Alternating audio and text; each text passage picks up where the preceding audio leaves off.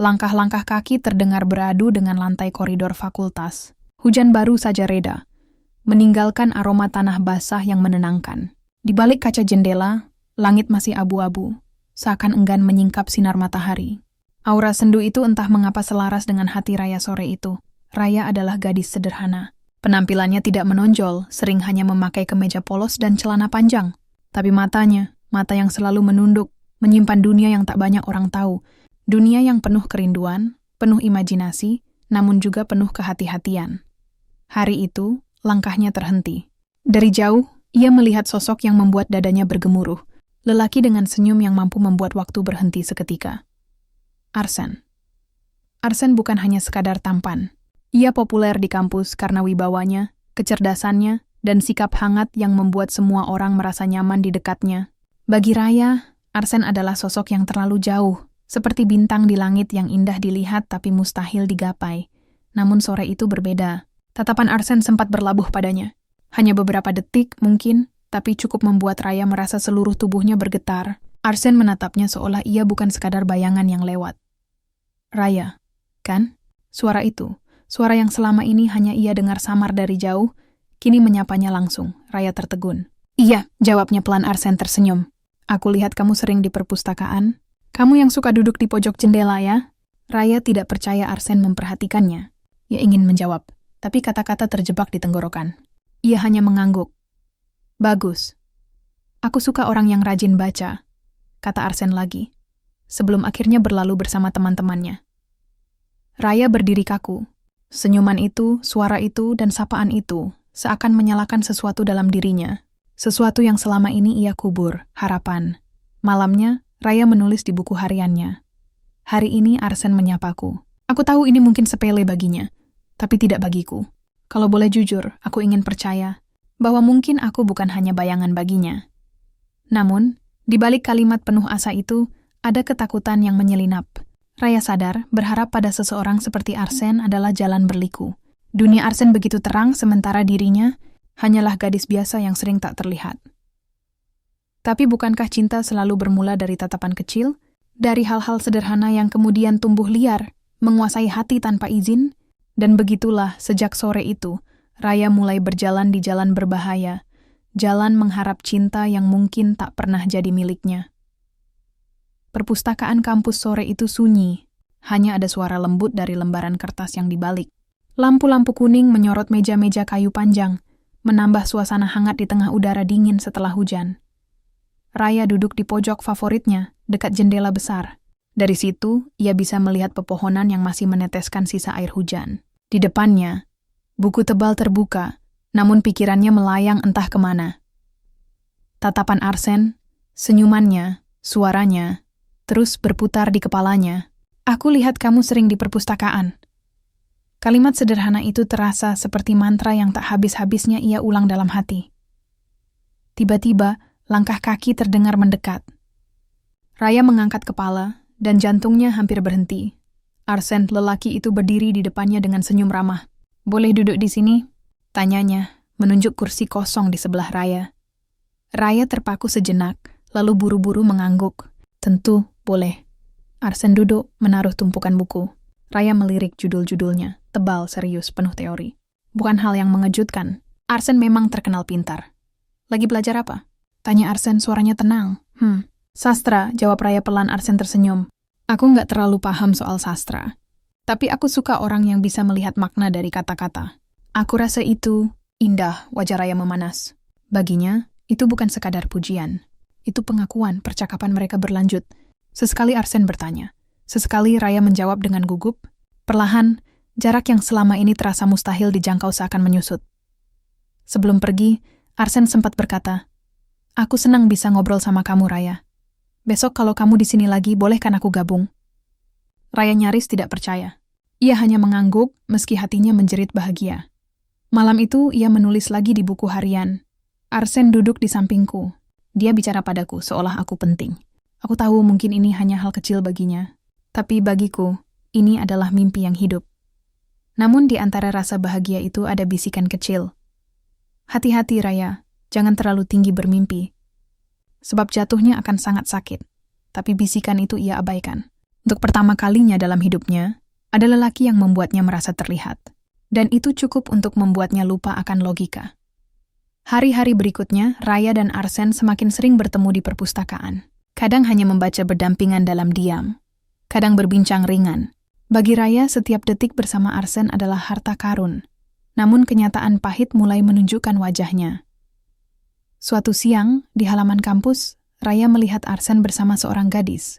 Gadis itu cantik luar biasa, dengan rambut panjang tergerai dan senyum yang menawan. Mereka tertawa bersama, tampak akrab.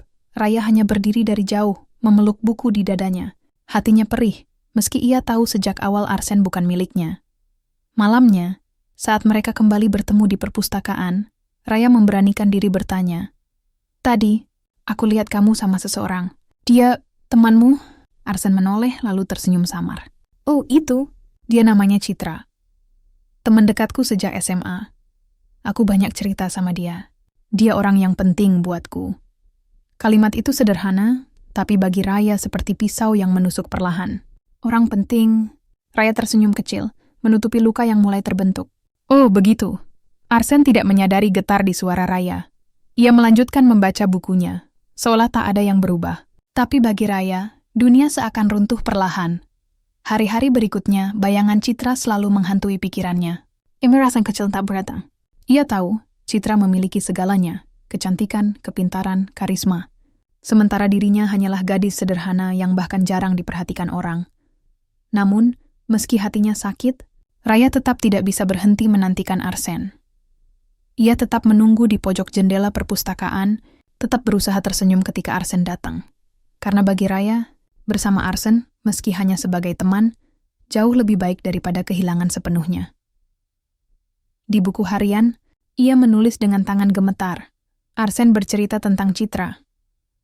"Aku tahu aku tidak punya tempat di hatinya, tapi aku tetap di sini, berharap, meski hatiku tahu ini hanya sia-sia."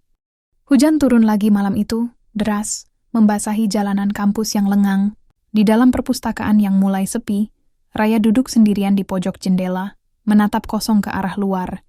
Buku di hadapannya tak terbaca, karena pikirannya penuh oleh satu nama. Arsen. Sudah beberapa hari terakhir, Arsen jarang datang. Katanya sibuk dengan tugas organisasi, sibuk dengan kelas, sibuk dengan banyak hal. Tapi di antara kesibukan itu, Raya tahu ada satu hal yang selalu membuat Arsen tersenyum. Citra. Hari ini, Raya tak sengaja mendengar percakapan teman-temannya. Katanya Arsen dan Citra makin dekat ya. Mereka cocok banget.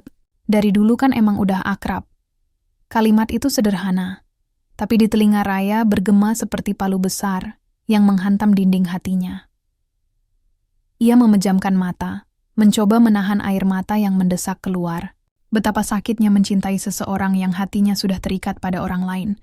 Ketika ia membuka mata, sosok yang ia rindukan tiba-tiba muncul di hadapannya. Arsen berdiri dengan wajah lelah, rambutnya sedikit basah karena hujan. "Raya," panggilnya lembut. Raya buru-buru menghapus sudut matanya. "Kamu datang juga." Arsen tersenyum, duduk di kursi yang biasa ditempati. "Aku kangen baca di sini, dan kangen ngobrol sama kamu." Hati Raya bergetar mendengar kalimat itu. Ia ingin percaya, ingin merasa istimewa. Tapi bayangan Citra terus menghantui. Mereka mengobrol sebentar, tapi Raya merasa ada jarak yang tak terlihat.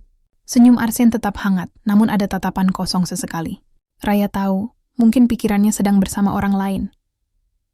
Ketika malam semakin larut, Arsen bersiap pulang. Ia berdiri lalu berkata pelan, "Raya, terima kasih ya. Kamu selalu ada. Kamu tempat yang tenang buatku." Kata-kata itu membuat dada Raya sesak. Ia ingin bertanya, apakah aku lebih dari sekadar tempat tenang? Apakah aku pernah ada di hatimu seperti Citra? Tapi bibirnya keluh, ia hanya mampu tersenyum. Sama-sama, Arsen. Setelah Arsen pergi, kesunyian kembali merayap. Hujan di luar seakan menyatu dengan hujan di dalam hati Raya. Ia tahu, dirinya hanyalah pelabuhan singgah. Sementara kapal bernama Arsen, pada akhirnya, akan berlabuh di dermaga lain. Malam itu, Raya menulis di buku hariannya dengan tinta yang bercampur air mata. Arsen bilang aku tempat tenang baginya. Tapi aku tahu, aku bukan rumahnya. Rumahnya adalah Citra. Dan aku hanya persinggahan, hanya bayangan. Tapi kenapa aku tetap di sini menunggu? Apakah aku begitu bodoh?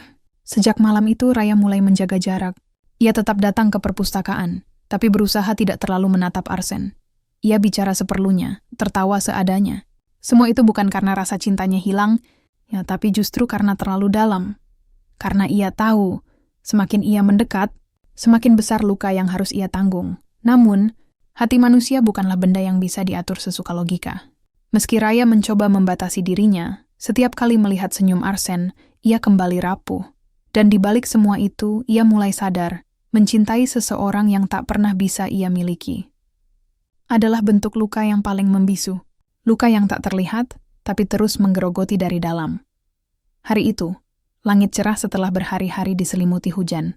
Angin bertiup lembut, membawa aroma bunga Kamboja dari halaman kampus. Tapi bagi Raya, langit biru itu tak ada bedanya. Hatinya masih mendung, masih penuh pertanyaan yang tak pernah ia temukan jawabannya. Siang itu, kabar yang ditakutinya akhirnya datang.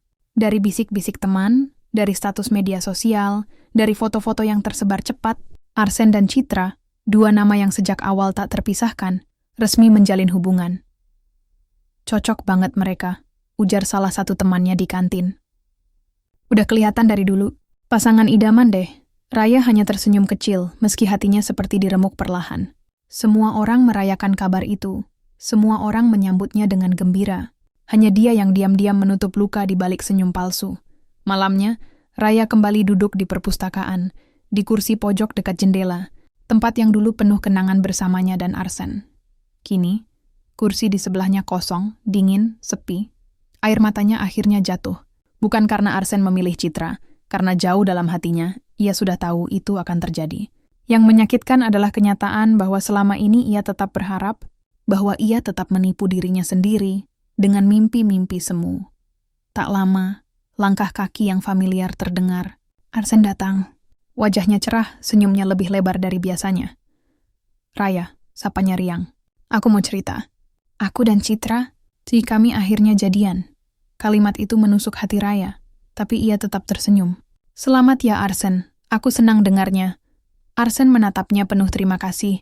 Kamu tahu, kamu salah satu orang yang selalu bikin aku tenang. Terima kasih sudah jadi teman yang baik, Raya. Kata-kata itu membuat Raya semakin hancur. Teman, hanya itu. Selamanya hanya itu. Setelah Arsen pergi, Raya menutup wajahnya dengan kedua tangan. Tangisnya pecah, deras, tak terbendung.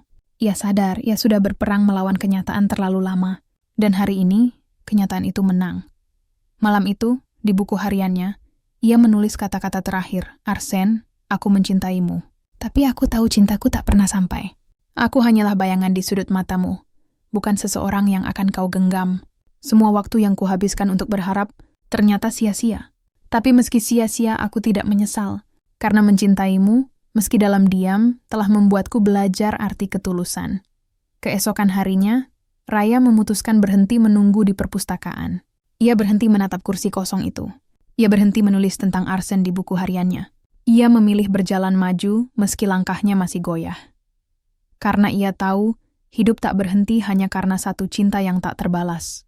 Dan meski hatinya patah, ia percaya suatu hari akan ada seseorang yang melihatnya bukan sebagai bayangan, melainkan sebagai cahaya. Namun, kisah ini tetap akan ia kenang. Bukan sebagai luka yang melemahkan, melainkan sebagai pelajaran bahwa tidak semua cinta harus dimiliki. Dan begitulah, cerita cinta Raya berakhir. Sebuah kisah tentang menanti, tentang berharap, dan akhirnya tentang melepaskan.